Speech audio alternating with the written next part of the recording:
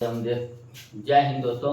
आज हम देखते हैं बायोलॉजी का एक मेन टॉपिक जिसका नाम है नर्वस सिस्टम, तंत्रिका तंत्र। सबसे पहले हम समझते हैं नर्वस सिस्टम को।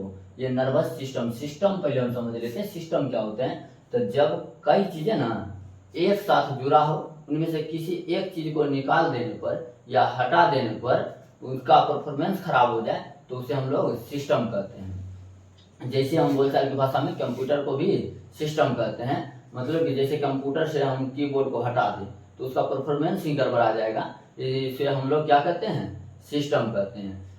नर्वस सिस्टम का जो कार्य है, अब काम को समझेंगे। नर्वस सिस्टम का काम होता है पूरे बॉडी पर, बॉडी में जितने भी तंत्र है, सिस्टम है, जैसे पाचन तंत्र, उत्सर्जन तंत्र, श्वसन तंत्र, सभी पर इसका कंट्रोल करना। अब कंट्रोल करता है तो इतना जब इम्पोर्टेंट है तो हम समझ सकते हैं कि इसको सेफ्टी देना जरूरी होता है। तो हम इसको सेफ्टी के लिए क्या करते हैं कि सेफ्टी के लिए ब्रेन मुख्य बात क्या होते हैं, ब्रेन को सेफ्टी देने के लिए यानी रक्षा करने के लिए क्रोमियम नामक हड्डी, ये देखिए ब्रेन के ऊपर, ये ऊपर से तो स्किन है, स्किन के नीचे जाएंगे तो ये जो मजबूत हड्डी है इसे क्रोमियम कहा जाता है। इसमें 8 बोन होते हैं। क्रोमियम में कितने बोन होते हैं, 8 हड्डीज होते हैं। ये रेशेदार, कैसे होते हैं, रेशेदार जुड़े होते हैं एक दूसरे से। लग जाने से ब्रेन ऊपर कुछ बिगड़ता नहीं है, लेकिन कभी कभी इससे भी ज्यादा भयानक चोट लग जाए तो उससे भी एक रक्षा के लिए मेनिंजाइट, क्रोमियम के नीचे एक झिल्ली पाया जाता है जिसे हम लोग क्या कहते हैं, मेनिंजाइट नामक क्या होते हैं, अच्छा करते हैं, यानी कि क्रोमियम से हट के रहता है। यानी क्रोमियम और मस्तिष्क के बीच में होता है मेनिंजाइट। कभी कभी इस पर ज्यादा चोट लग जाने है जिसे हम मेनिंजाइटिस कहते हैं, वो हम बीमारी वाले चैप्टर में पढ़ेंगे। अभी हम इसमें इस टॉपिक पर चलते हैं, ब्रेन की टॉपिक पर। जो वजन होता है 1350 ग्राम से 1400 ग्राम के बीच होता है। 1350 ग्राम से 1450 ग्राम के बीच होते हैं। अब देखेंगे ब्रेन जो होता है इसका जो इकाई कहते हैं, ब्रेन की इकाई हम तंत्रिका को है। तो ब्रेन जो बना होता है कोशिका, तंत्रिका कोशिका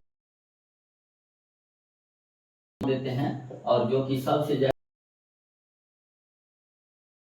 क्या थे, न्यूरॉन। इसी को हम लोग कहते हैं मानव मस्तिष्क का इकाई भी कहते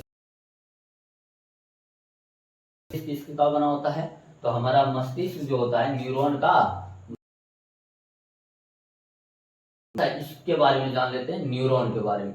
ये न्यूरॉन जो होते हैं हमारे शरीर की सबसे लंबी कोशिका होते हैं। ध्यान रखेंगे, शरीर की सबसे लंबी कोशिका न्यूरॉन होते हैं। न्यूरॉन में कोशिका विभाजन नहीं होने के कारण ये कभी भी अपने आप को भरपाई नहीं कर सकते हैं। इसलिए सबसे ज्यादा सेफ्टी की जरूरत इसमें मस्तिष्क को है। इसलिए हम लोग हेलमेट पहनने के लिए हेलमेट पहनेंगे ताकि सबसे ज्यादा सेफ्टी मिलना चाहिए किसे, हमारे ब्रेन को। तो न्यूरॉन के बारे में जानेंगे। न्यूरॉन जो होते हैं इसमें कोशिका विभाजन की क्रिया नहीं होता है। कारण क्या होता है न्यूरॉन में, तो कोशिका विभाजन की क्रिया नहीं होता है तो अपने आप को भरपाई कर नहीं पाएंगे। कोशिका विभाजन जो होता है जिसमें सेंट्रोसोम पाए जाते हैं, जानकारी लेंगे कि पूरे शरीर में अगर सेंट्रोसोम ज्यादा कोशिका विभाजन की क्रिया कर दी स्पीड तो इसी से बनता है कैंसर।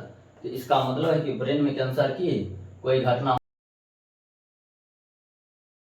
इसमें सेंट्रोसोम पाया नहीं जाता, और सेंट्रोसोम जब नहीं पाया जाता है तो कोशिका विभाजन होगी ही नहीं, और कोशिका विभाजन अधिक होने से कैंसर होता है, तो कैंसर नहीं होता है। फिर हम तो ये क्या होते हैं, तो हमारा जो मस्तिष्क है ये 90% न्यूरॉन के बने होते हैं, लेकिन इसी में 10% जो होते हैं वो न्यूरॉन ग्लियल सेल का बना होता है। न्यूरॉन ग्लियल सेल का बना होता है, और इस न्यूरन ग्लियल सेल में कोशिका विभाजन की क्रिया हो जाती है और कैंसर का जो सबसे फर्स्ट स्टेज ट्यूमर में ही लोग मर जाते हैं, यानी आगे जाने की जरूरत कैंसर कहते हैं। तो समझ में आ गए कि ब्रेन में कैंसर कैसे होता है। लोग कहते हैं डेंड्राइट्स, और ये जो लंबी पुछड़ी जैसी संरचना है इसे हम लोग कहते हैं एक्सोन। यही एक्सोन अगले डेंड्राइट से जुड़ा होता है, अगले वाली डेंड्राइट से, और ये दोनों के बीच में पूरी है। तो बताइए संवेदना, यानी कि संवेदना को एक जगह से दूसरे जगह शरीर के एक पहुंचाने के लिए इसमें रहता है सोडियम। सोडियम ही एक एक्सोन से दूसरे डेंड्राइट तक पहुंचाता है, फिर एक्सोन से डेंड्राइट तक पहुंचाता है। कौन शरीर से पसीना बहुत ज्यादा निकल जाता है, जिससे सोडियम की कमी हो जाती है, और सोडियम की कमी हो जाएगा तो लोग बेहोश होकर के गिर जाते हैं। तब उसको क्या किया जाता है, तो उसको शरीर में अब प्रोटीन भी कम जाते हैं, तो कार्बोहाइड्रेट चाहिए, तो चीनी और पानी मिलाइए, उसमें थोड़ा सा नमक दे दिए, नमक में होता है सोडियम क्लोराइड NaCl। शरीर में कार्बोहाइड्रेट भी चीनी से मिल जाता है और नमक से सोडियम में मिल जाता है, तो फिर से अपना काम शुरू कर सकते हैं। तो ये हो गया इनके बारे में। अब हम देखेंगे ब्रेन के भाग। चलिए ब्रेन के भाग देखते हैं। ब्रेन के 3 भाग हैं, मध्य मस्तिष्क और पश्च मस्तिष्क। अग्र मस्तिष्क, मध्य मस्तिष्क और पश्च मस्तिष्क। चलिए हम क्या करते हैं, अग्र मस्तिष्क को 3 भागों में बांटा गया है, cerebrum, thalamus, hypothalamus. Cerebrum, thalamus, hypothalamus. तो पहले हम देखते हैं सेरिब्रम को। सेरिब्रम को देखेंगे, ध्यान से देखिए, सबसे बड़ा भाग होता है, सबसे महत्वपूर्ण भाग होता है सेरिब्रम, जो पूरे मस्तिष्क का 66% यानी 66% होता है। इसे हम लोग प्रमस्तिष्क भी कहते हैं। क्या कहते हैं, प्रमस्तिष्क। पूछेगा पूरे ब्रेन का सबसे बड़ा भाग कौन सा होता है, तो ये होता है सेरिब्रम। कितना भाग होता है, तो लगभग 66% होता है, इसे प्रमस्तिष्क कहते हैं। ये मस्तिष्क का सबसे महत्वपूर्ण हिस्सा होता है, जिससे हमें मेमोरी पावर, जिज्ञासा, नए नए चीजों को सीखने की क्षमता मिलता है। जिसका मेमोरी पावर ज्यादा हो, यानी सेरिब्रम ज्यादा काम करता है, वो तुरंत पढ़ेगा और जल्दी से जल्दी याद हो जाएगा। कुछ आदमी का ज्यादा ही ये सेरिब्रम एक्टिव होता है, जिसके कारण वो देखते हैं किसी भी चीज को पढ़े, एक बार पढ़ लिए बस उसको याद हो गया। कुछ आदमी का इतना कमजोर होता है कि वो बार बार देखते रहते, ओहो कहीं तो ब्रह्मदेव सर तो नहीं है, ऐसा सोचते हैं, ऐसा बोलते रहते हैं, तो मतलब उसका सेरिब्रम कमजोर है, यानी कि उसका अद्दा शक्ति कमजोर हो जाता है। उसके बाद हम लोग देखेंगे थैलेमस। क्या है, सेरिब्रम खत्म, सेरिब्रम खत्म हुआ है। अब हम पढ़ेंगे थैलेमस और हाइपोथैलेमस। दोनों के नाम से ही दोनों में समानता है। थैलेमस है, एक का नाम है हाइपोथैलेमस। थैलेमस क्या है कि ये हमें बाहरी वातावरण का आभास कराता है, बाहरी वातावरण का आभास, बाहरी वातावरण का आभास यानी जानकारी, आभास या जानकारी देने का काम कौन करता है, थैलेमस करता है। जैसे में देखेंगे बाहर टेम्परेचर ज्यादा है या कम है, यानी गर्मी है, तो जैसे अभी गर्मी लगा है तो गर्मी लग रहा है, ये क्या कौन जानकारी देगा, थैलेमस। या सर्दी है यानी ठंडा है, ठंडा कौन जानकारी देगा, ये थैलेमस। यानी बाहर टेम्परेचर के बारे में जो जानकारी देते हैं उसे वो कौन देते हैं, थैलेमस देते हैं। इसी के कारण कोई मान लीजिए मुक्का मारा है तो ये जानकारी कौन देगा, तो ये हमें थैलेमस बताएगा। जैसे में बाहर की गर्मी, सर्दी, ये सब की जानकारी कौन देगा, थैलेमस हमें देगा। इसी के कारण दर्द, ये भी हमें जानकारी कौन देता है, तो थैलेमस देता है। इसी तरह कोई शराबी अगर शराब पी ले तो उसे कितना बीमारी है, उसे चोट, थैलेमस जब शराब पी लेते हैं तो थैलेमस काम नहीं करता है, तो उन्हें चोट का, अब इसको कल होकर के जब नशा हटता है तब जाके थैलेमस इसको जानकारी देते हैं, तब इसको थैलेमस। इसी का सेम टू सेम उल्टा कि आंतरिक भाग, आंतरिक वातावरण का आभास या जानकारी, आंतरिक वातावरण का आभास या हाइपोथैलेमस का रहता है। ये सबसे मेन टॉपिक। गर्मी, अंदर में गर्मी है या ठंडा है हमारा शरीर, यदि ठंडा हो तो पसीना नहीं निकालेगा, यानी आंतरिक गर्मी, आंतरिक गर्मी के कारण कौन काम करेगा, हाइपोथैलेमस। यानी आंतरिक के बारे में हाइपोथैलेमस, और बाहरी वातावरण का जानकारी देगा थैलेमस। सर्दी, आंतरिक सर्दी होगा, ये भी कौन देगा, के कारण जैसे पेट के अंदर दर्द हुआ, ये हमें थैलेमस नहीं बताएगा। थैलेमस सिर्फ ऊपर ऊपर जो जैसे कांटा भी चुभ गया, ये हमें थैलेमस बताएगा, लेकिन अंदर से पेट दर्द हो रहा है तो ये दर्द भी कौन बताएगा, तो हमें बहुत महत्वपूर्ण है। इसी के कारण जगह कारण होता है प्रेम, घृणा के कारण होता है, यानी यह हमारा आंतरिक वातावरण से होता है। तो भूख और प्यास की जानकारी कौन देता है? भूख प्यास की जानकारी, या प्यास लगा है इसकी जानकारी। इसकी मात्रा कभी कभी एसिड के कारण, सल्फोनिक एसिड जब अधिकता हो जाता है, ज्यादा ही एक्टिव हो जाता है। ये जब बहुत ज्यादा, ये लड़कों में थोड़ा ज्यादा ही एक्टिव होता है, जिसके कारण लड़का में चक्कर पकड़ ज्यादा हो जाता है। जैसे एक गुजर जाए उसको कोई प्रभाव नहीं पड़ेगा, क्या कि हाइपोथैलेमस उतना एक्टिव नहीं है, लेकिन लड़का के बगल से है, ये बोलने लगते हैं लोग। तो इसका बोलने का कारण यही है कि हाइपोथैलेमस ये एक्टिव होने के कारण ऐसा होता है। तो सल्फोनिक एसिड को कंट्रोल में रखने के लिए हम देखेंगे तो ऋषि मुनि लोग क्या करते हैं, तो प्याज और लहसुन कम खाते हैं। अब हमारा है अगला है भाग मध्य मस्तिष्क। मध्य मस्तिष्क के दो भाग होते हैं, एक होता है कार्पोरा, दूसरा होता है सेरिब्रल पेंडिकल। कार्पोरा और सेरिब्रल पेंडिकल। अब देखेंगे कार्पोरा क्या करते हैं। कार्पोरा में देखने एवं सुनने की शक्ति होती है। ये देखने एवं सुनने की संवेदना को हमारे मस्तिष्क को पहुंचाते हैं। जैसे कार्पोरा बुढ़ापे में जाकर के धीरे धीरे कमजोर हो जाते हैं। तो बुढ़ापे होने पर के ऐसे करके लोग देखते रहते हैं, बूढ़े लोग, कि कौन है, सिर्फ पहचानते हाँ देखने है। तो ऐसा जो करते हैं ये क्या हो जाते हैं, कार्पोरा उनका कमजोर हो जाते हैं और सुनने की शक्ति भी कमजोर हो जाते हैं। तो हम इसको ऐसे भी कर सकते हैं कि आई और ईयर ऐसे लिख देंगे, समझ आ जाएगा ना। आई और ईयर यानी कि देखने एवं सुनने की संवेदना को पहुंचाने का काम कौन करता है, कार्पोरा करता है। दूसरा चीज है इसका सेरिब्रल पेंडिकल। इसका एक ही काम होता है कि ये जो सेरिब्रल पेंडिकल होता है ये पीछे भाग से होता है, इसी से जुड़ा होता है हमारा मेरुरज्जु एजी स्पाइनल कोड। स्पाइनल कोड जो होता है यहाँ से लेकर के पीठ की रीढ़ में जाकर के कमर तक गया हुआ रहता है, सीधे नीचे तक, कमर के सबसे निचले भाग तक गया रहता है। तो इसको कहते हैं स्पाइनल कोड। इसको हम सेकंड ब्रेन भी कहते हैं। इस सेकंड ब्रेन को जोड़ने का काम जो ब्रेन से करता है ये सेरिब्रल पेंडिकल, यहाँ से सेरिब्रल पेंडिकल से जुड़ा होता है। तो इसको हम कह सकते हैं कि connect to spinal code.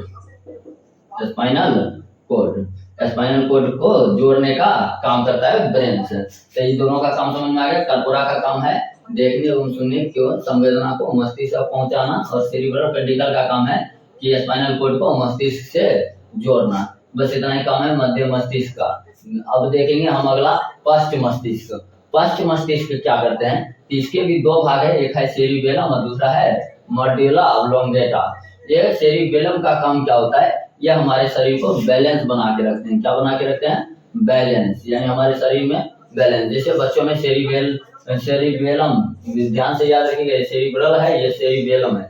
Cerebellum जो होता है बच्चों में पूरी तरह से विकसित नहीं होता है, जिसके कारण वो धीरे धीरे चल पाते हैं, एकदम 80 से पैर रख रख के। जैसे जैसे धीरे धीरे ये सेरिबेलम उसका अच्छा से काम करने लगता है, वो अस्थि से चलने लगता है। जैसे हम लोग अभी चलते हैं तो पूरी तरह से कंट्रोल है शरीर पर, यानी कि कंट्रोल करने का मतलब कौन चीज, हम बैलेंस बना लेते हैं कि चलना कैसे है। अभी एक रस्सी लगा दे, रस्सी पर चलने का दे तो हम लोग नहीं चल पाएंगे। जबकि सर्कस वाले को देख लीजिए, बार बार प्रैक्टिस करते करते उनका जो सेरिबेलम होता है वो समझ जाता है कि इस रस्सी पर कैसे चलना है, तो वो एक रस्सी पर चल जाते हैं। ये कुछ नहीं है, बस प्रैक्टिस है। तो प्रैक्टिस से सेरिबेलम अपने आप को बैलेंस बना लेते हैं। जब शराब पीते हैं लोग तो शराब में ये सेरिबेलम काम नहीं करता है, तो उसका अजबे ढंग का चलना रहता है, एकदम गिर जाएगा लगेगा। जैसे ये जो लगता है कि गिर जाएगा ऐसे चलता है कि इसका सेरिबेलम काम नहीं करता है, जिसके कारण उसमें बैलेंस नहीं बन पाते हैं। तो चलिए सेरिबेलम के बारे में एक महत्वपूर्ण जानकारी ये रहेगा कि सेरिब्रम पूरे मस्तिष्क का सबसे बड़ा भाग कौन है, सेरिब्रम। जबकि पूरे शरीर का दूसरा सबसे बड़ा, पूरे मस्तिष्क का दूसरा सबसे बड़ा भाग है सेरिबेलम, दूसरा सबसे बड़ा भाग।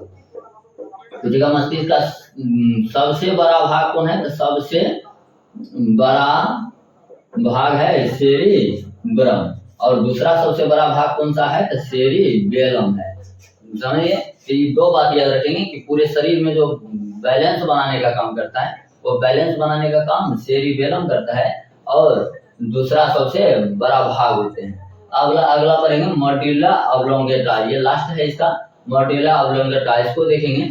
मॉड्यूला ऑब्लोंगेटा क्या करता है, मेटाबॉलिक को कंट्रोल करता है। अब ये मेटाबॉलिक क्या होते हैं, तो मेटाबॉलिक दो प्रकार के होते हैं, एक होता है एनाबॉलिक, एक होता है कैटाबॉलिक। कौन कौन मेटाबॉलिक दो प्रकार के, एनाबॉलिक, कैटाबॉलिक।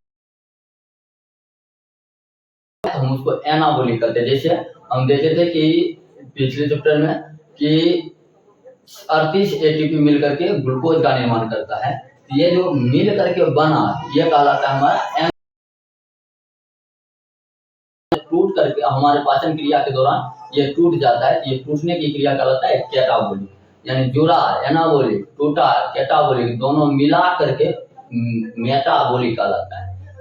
समझिए,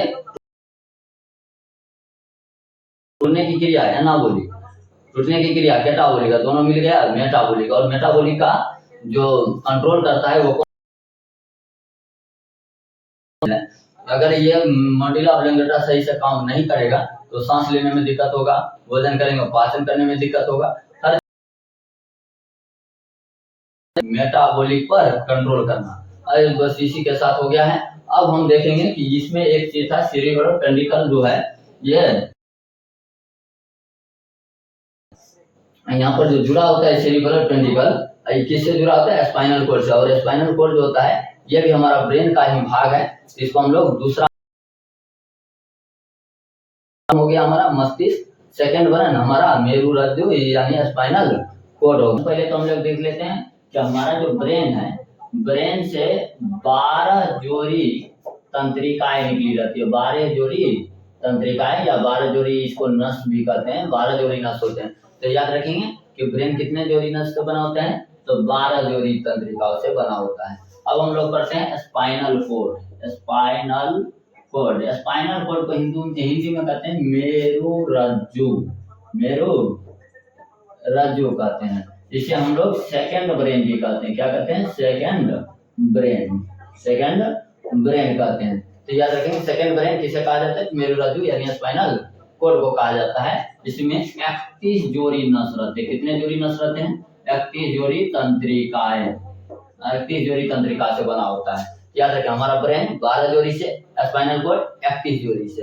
31 जोड़ी कहने का मतलब 31 नस इधर निकला रहता है, 31 नस इधर। इधर आप लोग चित्र में देख सकते हैं। इस चित्र में देखिए कि ये जो हमारा रीढ़ है, पीठ की रीढ़, इसके रीढ़ के बीचों बीच, इसको भी रक्षा चाहिए, तो बीचों बीच जैसे ये मार्कर है, मार्कर ये हो गया रीढ़, और इसके अंदर में जो इंक वाला डाला हुआ है इसमें रुई, वो रुई हो गया हमारा स्पाइनल कोड। स्पाइनल कोड अंदर ही अंदर गया रहता है, ऊपर से इसका रक्षा करने का काम कौन करता है, तो ये रीढ़ करते हैं। तो चलिए इसमें कितने जोड़ी नस होते हैं, तो 31 जोड़ी नस पाए जाते हैं। ये कब काम करते हैं, जैसे हम कहीं बिजी हो जाते हैं, जैसे हम पढ़ने में बिजी हो गए, अब पढ़ने में बिजी है, इधर एकदम ध्यान से पढ़ रहे हैं, उधर से कोई दोस्त आया कर दिया हुआ, एकाएक डर जाते हैं। ये डरने क्यों डरते हैं, क्योंकि हमारा जो ब्रेन था, ये ब्रेन लगा था पढ़ाई पर, और हमारा एक्टिव कौन था इधर, 31 जोड़ी नस हमारे स्पाइनल कोड इधर संभाल रहे हैं काम को। और ये पूरी तरह से इन्हें आदत तो है नहीं कि ब्रेन पूरी तरह से कंट्रोल करे शरीर पर, शरीर का कंट्रोल हमेशा ब्रेन करते आए हैं, तो इनको आदत नहीं रहता है, जिसके कारण कोई भी घटना हो तो घटना से एकाएक अचानक ये फैसला ले लेते हैं, और एकाएक 31 जोड़ी नस तैयार रहते हैं, जिसके कारण डर जाते हैं लोग। तो इसको कहते हैं रिफ्लेक्स एक्शन, अचानक एक्शन लेता है ये, तो इसको हम लोग कहते हैं रिफ्लेक्स एक्शन। रिफ्लेक्स एक्शन कौन लेते हैं, तो रिफ्लेक्स एक्शन जो लेते हैं ये हमारा स्पाइनल कोड, क्योंकि इन्हें आदत नहीं होता है। तो चलिए ध्यान रखेंगे 31 जोड़ी नस के साथ स्पाइनल कोड और 12 जोड़ी देखेंगे तंत्रिका, तंत्र यानी नर्वस सिस्टम। अभी क्या था, ये नर्वस सिस्टम का एक, ये सब एक एक भाग था। आपको शुरू में ही बता दिए थे, सिस्टम का मतलब ही होता है कई सारे नर्वस सिस्टम। वैसे तो ब्रेन हम पढ़ लिए हैं, और स्पाइनल कॉर्ड भी सेकंड ब्रेन भी पढ़ लिए हैं। अब हम लोग पढ़ेंगे नर्वस सिस्टम। अब नर्वस सिस्टम तीन प्रकार के होते हैं, तीन प्रकार के, केंद्रीय तंत्रिका तंत्र होते हैं, परिधीय तंत्रिका तंत्र होते हैं और एक होते हैं स्वायत्त तंत्रिका तंत्र। चलिए, केंद्रीय तंत्रिका तंत्र, परिधीय तंत्रिका तंत्र, स्वायत्त तंत्रिका तंत्र। अब समझते हैं हम इनके कामों को। क्या होता है केंद्रीय तंत्रिका तंत्र? तो केंद्रीय तंत्रिका तंत्र में भी दो भाग होते हैं। पहला भाग होता है ब्रेन, पहला भाग क्या होता है? ब्रेन, और दूसरा भाग होता है स्पाइनल कॉर्ड। स्पाइनल कॉर्ड, हम ये दोनों के बारे में अभी डिटेल से पढ़े हैं पीछे। स्पाइनल ब्रेन के बारे में पूरा डिटेल पढ़ लिया, स्पाइनल कॉर्ड के बारे में पूरा डिटेल पढ़ लिया। अब हम लोग देखते हैं परिधीय तंत्रिका तंत्र क्या होता है। तो परिधीय तंत्रिका तंत्र को देखने के लिए तो देखिएंगे ध्यान से, ब्रेन में से 12 तंत्रिका और spinal cord, spinal cord, spinal cord के 31 तंत्रिका, कितने तंत्रिका? 31 तंत्रिका। ये दोनों मिलकर के क्या कहलाता है? तो ये दोनों मिलकर के कहलाता है परिधीय तंत्रिका। समझ में कि ब्रेन का 12 नस और स्पाइनल कॉर्ड के 31 नस, ये दोनों मिलके क्या कहलाता है? परिधीय तंत्रिका कहलाता है। पूरा मिल जाता है तो परिधीय तंत्रिका कहलाता है। अब देखेंगे हम लोग तीसरा, स्वायत्त तंत्रिका तंत्र क्या होता है। तो स्वायत्त तंत्रिका तंत्र जो होता है, ये ब्रेन का कुछ तंत्रिका, कुछ ब्रेन का रह जाएगा, अब कुछ तंत्रिका किसका होगा? स्पाइनल कॉर्ड का। स्पाइनल कॉर्ड का भी कुछ तंत्रिका, इसका भी कुछ तंत्रिका। चलिए, ब्रेन का कुछ तंत्रिका और स्पाइनल कॉर्ड का भी कुछ तंत्रिका, ये दोनों मिलकर के स्वायत्त कहलाता है। ये क्या करते हैं? इसका काम समझेंगे। इसका काम होता है अनुकंपीय एवं परानुकंपीय को कंट्रोल करना। अब अनुकंपीय परानुकंपीय क्या होता है? तो दो काम करते हैं, अनुकंपीय और परानुकंपीय।